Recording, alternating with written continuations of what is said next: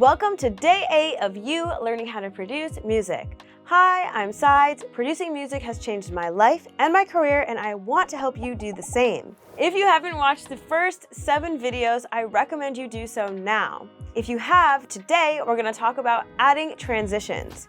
Transitions really add tension and release to your song. I'm going to show you 4 or 5 transitions that you can use in your track. Let's jump right into Logic, and I'm going to show you how to add transitions. The first transition I'm going to show you is the easiest transition. All you have to do is add a space. Adding a space will actually create some tension. It's like taking a breath and then breathing out. So let me show you what I mean. If we listen to the end of my pre-chorus going into my chorus without a transition, listen to how it sounds.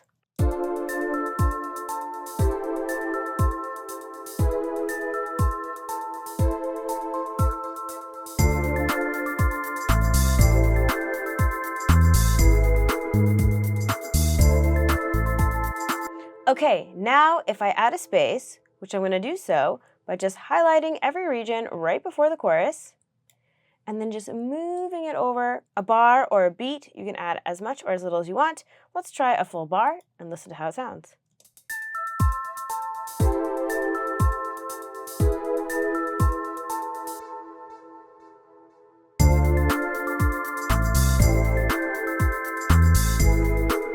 So you can see it already adds a lot of tension and release just by adding a space. Now what you can do to emphasize the first hit of the chorus even larger is you can add a cymbal or a crash right at the beginning.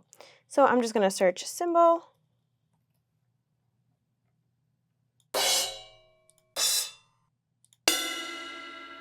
Just something like that. I'm just going to drag that in at the bottom here. Make sure it's all aligned up. And listen to how it sounds.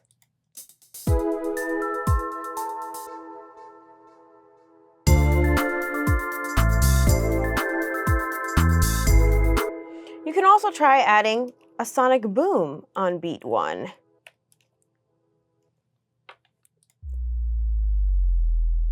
That's what it sounds like. A subsonic boom. Let's just try it.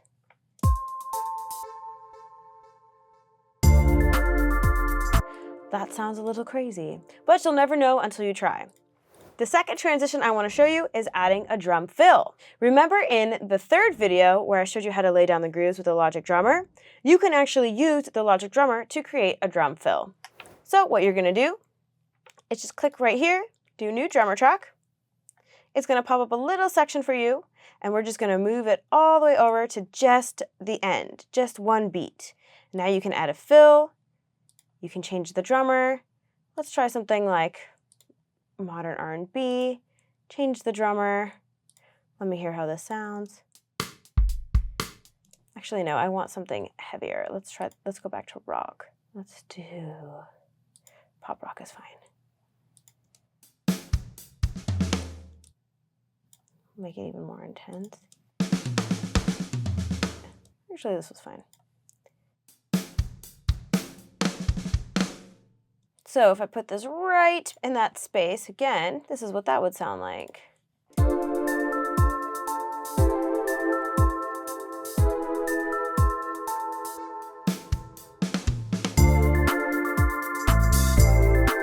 Now those drum sounds aren't the drum sounds I use in my song, so if I wanted to use this fill, what I would do is I would right-click or control-click here, and I would do convert to MIDI region. Then I would separate by note pitch, and unfortunately Logic Drummer doesn't label exactly what it is, so I have to click on this and see that that's the kick. This is the center snare. Those are the close hats. And those are the high tom, which I don't have a sound for that, so I'd have to find a sound for that. But what I'm really going to do is I'm just going to copy this and move that into the hat section. Put that here, paste, and I can delete that. I would take the kick, put that in the kick spot, the snare, put that in the snare spot, and this is what that would sound like. I just also have to make sure that it's on the right notes. So all I have to do is just lower this down. You can just press Option and just drag to get it right there. You can join regions by just highlighting both and pressing J to join. And then to make sure they're on the right note, we're just going to highlight the ones that are on the wrong note and press Option, arrow key up until we get to the right spot. And the same with these. J to join. Or you can just simply drag it up to the right note. Okay, so this is what that would sound like.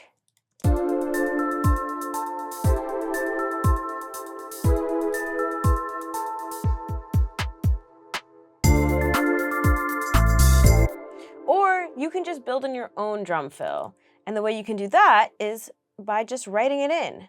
Move this over here, and you really don't have to overthink this. You can just test it out on different notes and different pitches. And same with this. I'm actually gonna chop this again, move it around, just delete some of those.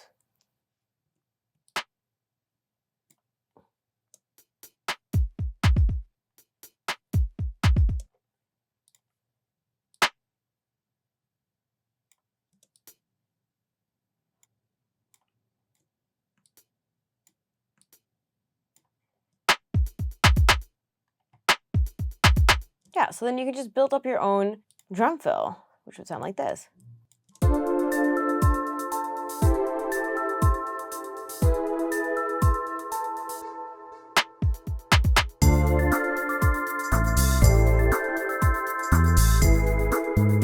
Obviously, take some time to finesse it to something that you like. So the third transition you can try is a reversed cymbal.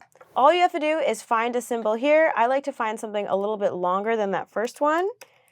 So let's just find a cymbal.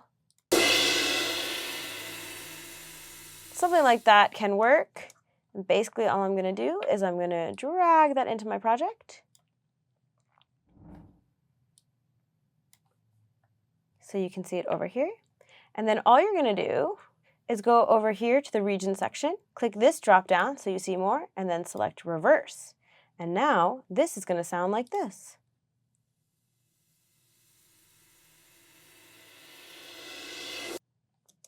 So if we put that in the little space, this is what it would sound like.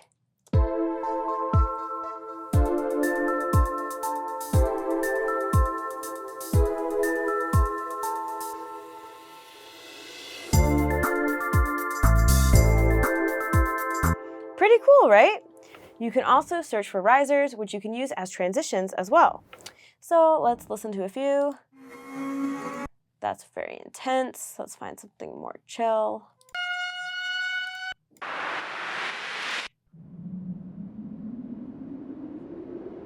Okay, let's just show you this one for example. So I'm just gonna take this, drag this into my track, have it there, and I might turn down the volume a bit, and just so you can hear how it sounds.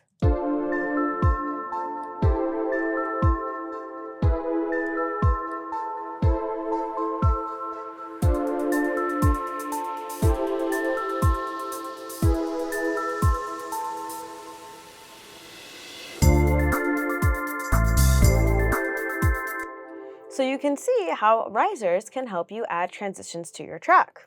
The next transition I want to show you is a fake drop. So for my second chorus, instead of just adding a space, what I want to do is move everything over and then put the first thing in my chorus and use that to kind of tease the drop. Let me show you. So I'm going to click on any region here in this chorus, and I'm going to press Shift F to highlight everything from this point on. Now I'm just going to move it over one bar. So now I have one bar to play with. I'm going to use this melody here, which sounds like this. And I'm just going to cut it using the scissor tool. Here it is. Snip. Go back to my pointer tool. Hold down Option to copy and paste over here. And now let's listen to it.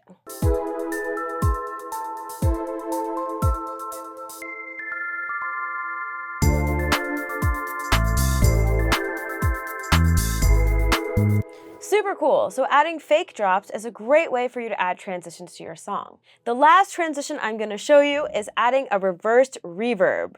So what I'm going to do is I'm going to pick, let's say for my intro, I'm going to pick one of the pianos here, maybe this one. That one already has a reverb on it, but just so I can show you how it would work, what I can do is Command D to duplicate it. Now I'm just going to cut the first note, hold down Option. If you don't already have a reverb on your sound, you can add a reverb just by going down here, reverb. You can use any of these. Space Designer is fine. And then you just want to add a large reverb to your piano. And you can mess around with this to taste. So this is what it sounds like. Okay, great.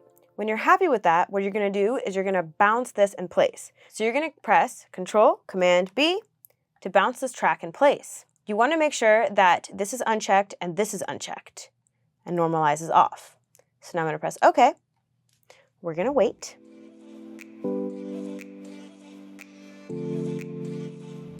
And now it has bounced that piano track with the reverb on it. So what we're going to do is we're going to clip this to, clip this, zoom in, check this off, and then we're going to reverse this. Now, this is how we could start the song. We might need to finesse it a little bit.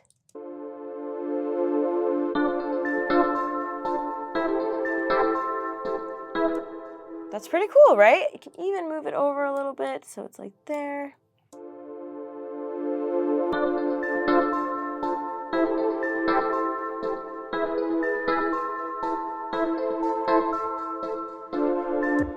Your task for today is to add transitions to your track. Make sure you add a transition between each section. So between the verse, chorus, pre-chorus, bridge, whatever you have in your song. I will see you on day 9, where I'm going to show you how to write lyrics, how to record your vocals, and how to add a quick vocal chain. Don't forget to subscribe to my channel, and I'll see you in the next video.